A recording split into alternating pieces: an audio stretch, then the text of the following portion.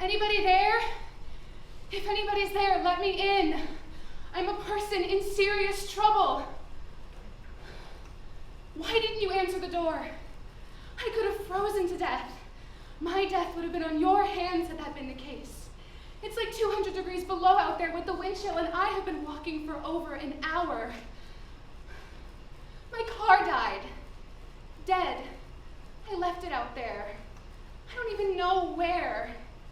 By now I'm sure it's totally buried in the snow. Out there, somewhere. I may already be suffering from frostbite at the extremities, like my toes, for example, or my fingers.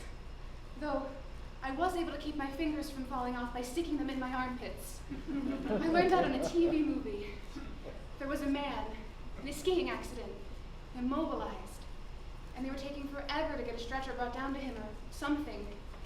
So he asked this beautiful nurse, couldn't she do something? I mean, he was freezing unto death. So she took his hands and she stuck them in his armpits. That's how she saved him. He fell in love with her then and there, and they married later on in the show. This has always been the story of my life. I have to play all the roles. I have to be the one in trouble and play the nurse too, sticking my own fingers in my own armpits, saving myself.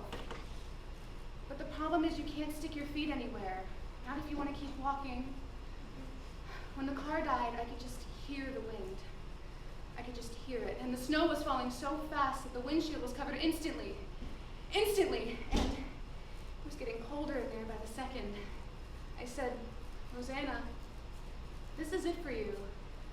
I knew if I stayed in the car, I'd fall asleep and freeze and die. I knew if I got out in the wind and all that, I'd fall down and freeze and die. Freezing and dying was up there in the forefront of my brain of things to consider. But I thought, I got out, you know, walking. There's a chance anyway. I mean, a slim chance, but a chance. So I got out. It's an interesting thing about being on the verge of death. You don't think about the good points or the bad points in life. You just think, live!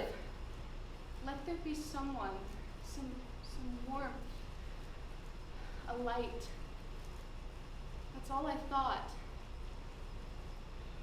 And then I saw your light. And here I am. You hypocrite! You soul-searching, finger-smelling, hypocritical son of a bitch! What would you have done if... Oh, who are you to tell anybody how to go through life? What would you have done if I come in here all fluttery and blushing and, oh, Mr. Cashman, don't touch me there, I'm a married woman. Would you have told me how much you respect me and admire me and at the moment of truth even love me? You and I both know tomorrow you'd be back behind the counter opening clams and praying to Christ I never walk back in your restaurant. And you know something? That's the way it should be. Forgive me for the terrible, sinful thing I'm about to say, but I happen to like the pure physical act of making love. It warms me, and it stimulates me, and it makes me feel like a woman. That's another ugly story. That's what I came up here for, and that's what you were expecting. So don't give me When I was 9 years old, my mother ran off for the butcher, and I've been looking for someone to love me ever since.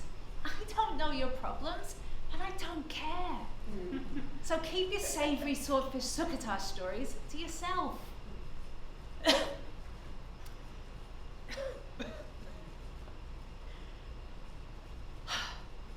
Nobody really cares about anyone or anything in this world anymore except himself. And there's only one way to get through it with your sanity. If you can't taste it, touch it, smell it, forget it. If you want a copy of that speech, send 50 cents in the self-addressed envelope.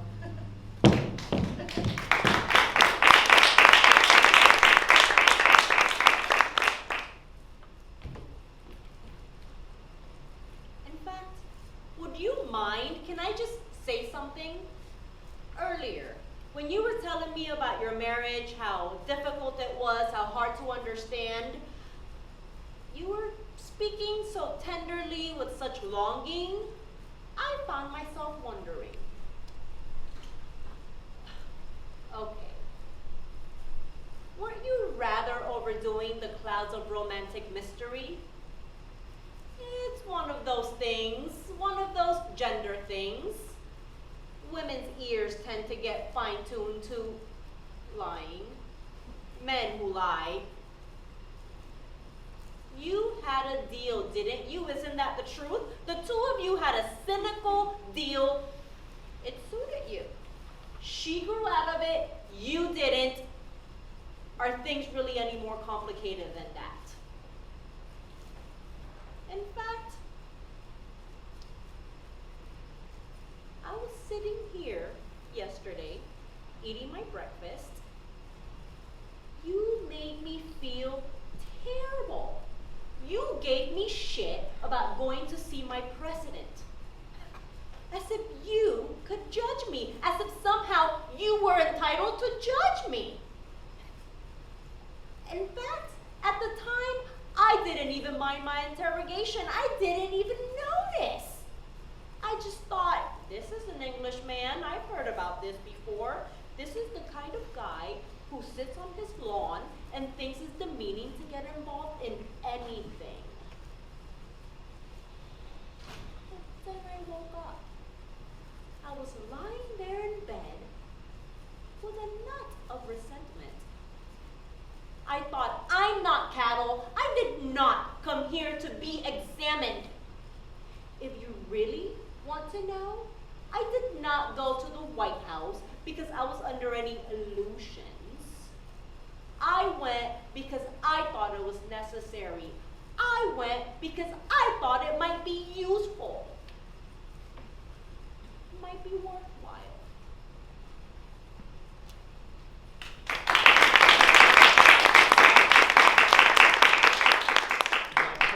Is my personal life. Look, if my work tells the truth, then I think people are compelled. They have to deal with it. They can't not. I like to shake them up a little. I admit it. People see my stuff at a gallery, a museum, and my work competes for their attention. They're preoccupied and overstimulated. All I can hope is maybe, one night, one of my images will find its way into their unconscious and color their dreams. Who knows? Maybe it'll change the perception of something forever. I mean, in art, as in life, we tend to affect people in ways we can't always see. You can't possibly know what that other person has taken away with her. You just can't. And just because you can't see it doesn't mean it didn't happen. Okay, let me ask you something. When we talk about good art, what are we talking about? Stuff we like? Stuff our friends make? We're talking about value judgment. Most people, do you think most people, most Americans, my father, do you think most people know what it takes to make good art?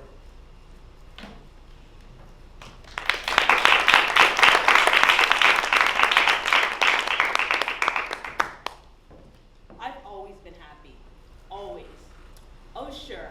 There was a time when I even gave into depression, but really, I'm just a happy person by nature. Now that can threaten some people.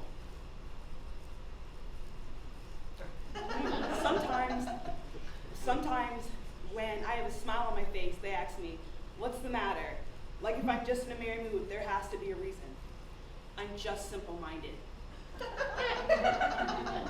Now there's a lot to be said for simplicity. I don't claim to feel less than anyone else. Sure, I have my bad days, but I let go. I get angry, and that's that. I don't make things complex when they can be simple and easy. I feel pain, but I don't dwell on it. I like to think of things that make me happy. Unlike some people I know, I count my blessings and not my problems.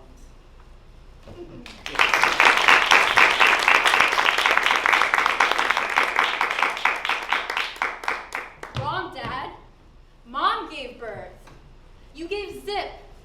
You weren't around. You were partying. We taught ourselves language, Dad. There were no adults to teach us words. That's why Primitivo, Nilda, and Heriberto can't even speak. Did you know that? No. You just thought they were shy. Lisbeth and Felicia speak in rhyme. Ping speaks in commercials. Gloria speaks nonsense. Walking? Did you ever teach your kids walking? Anita hops like a rabbit. Rosalind, Dad, she walks on her hands.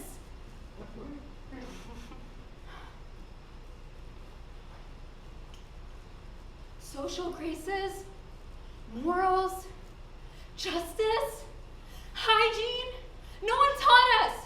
Your poor children are compulsive liars and pyromaniacs and so love-starved that they'll sleep with the first person that smiles at them.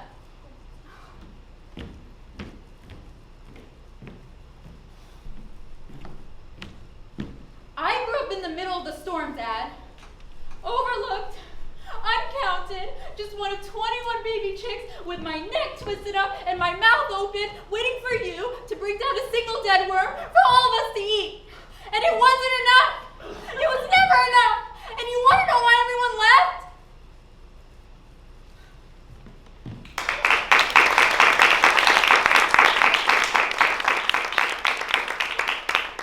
Well, sure. We all complain. That's what married friends do. We joke about sex and bellyache about our wives and kids, but that doesn't mean we're about to leave them. Marriages all go through a kind of baseline wretchedness from time to time, but we do what we can to ride those patches out. But the feeling passes. The key to civilization, I think, is fighting the impulse to chuck it all. Where would we be with everybody's ids running rampant? Why are you doing this? Huh? You don't get it. I cling to Karen. I cling to her. Imagining a life without her doesn't excite me. It makes me anxious.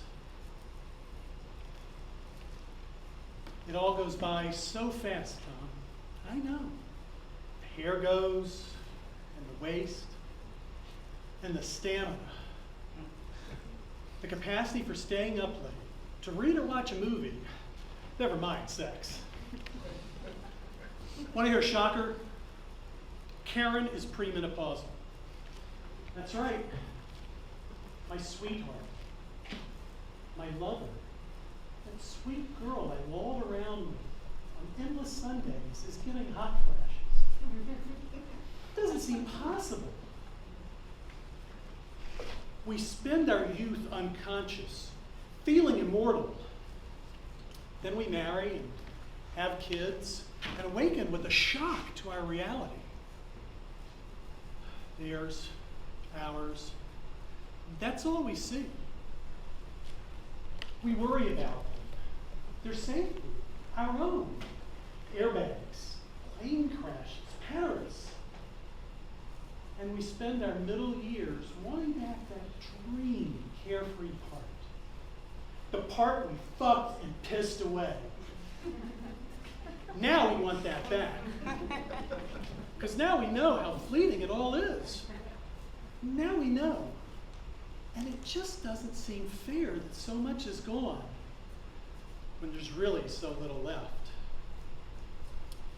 So, some of us try to regain unconsciousness. Some of us blow up our homes. And others of us take up piano. I'm taking piano.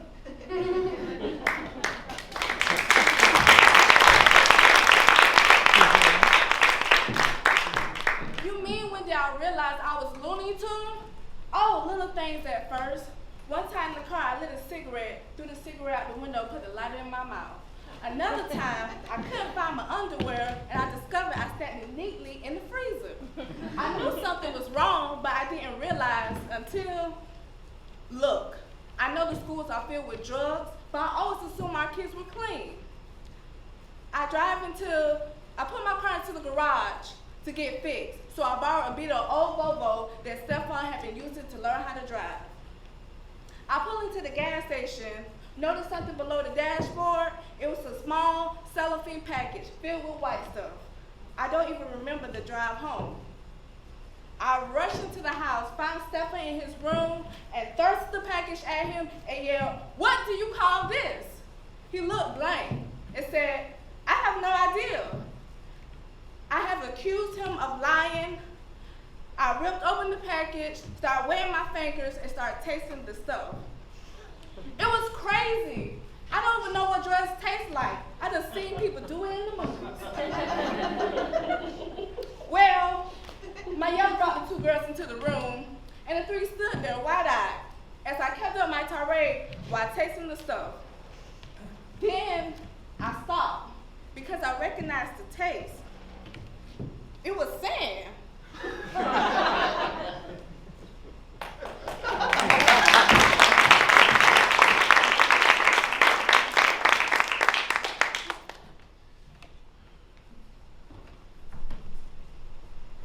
How do you want me to act, Steph, huh? I'm trying to be nice here, to make it up to you, or kiss your ass, which is what I figured you were after. Getting on my knees practically, trying to make it up to you, but no. You just gotta keep pushing me away by saying that we're done. You're so angry, none of this makes any sense, and I just wanna go home, you know? I just wanna go back to the house with you, climb into bed, say I'm sorry, again, if you want me to. But crawl in and have you up against me, back up against me, and I can feel your heartbeat.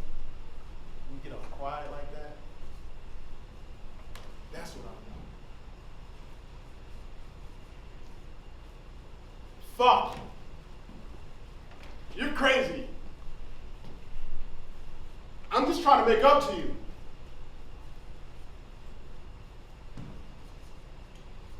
I don't get you, I really don't. You know what? Fine.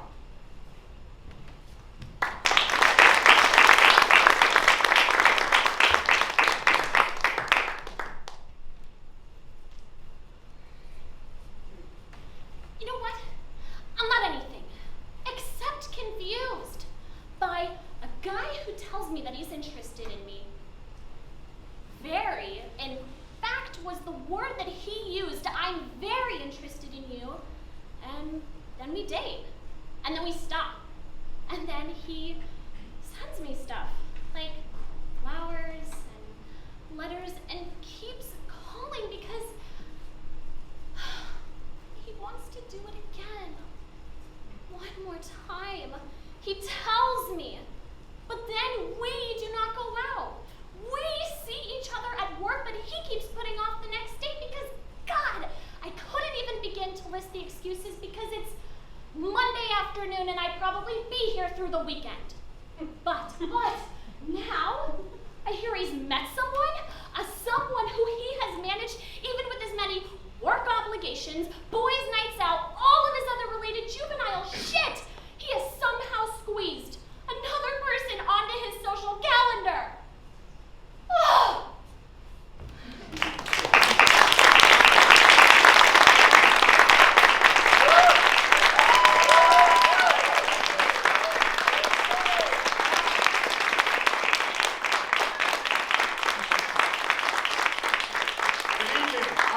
Hello, Kimberly Golubuski. Good evening, I'm Brother Simpson. Hi, I'm Shayla Zayas.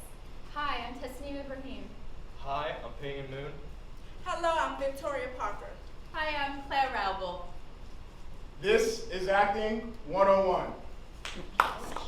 Stay tuned for improv. But for now, go buy some snacks.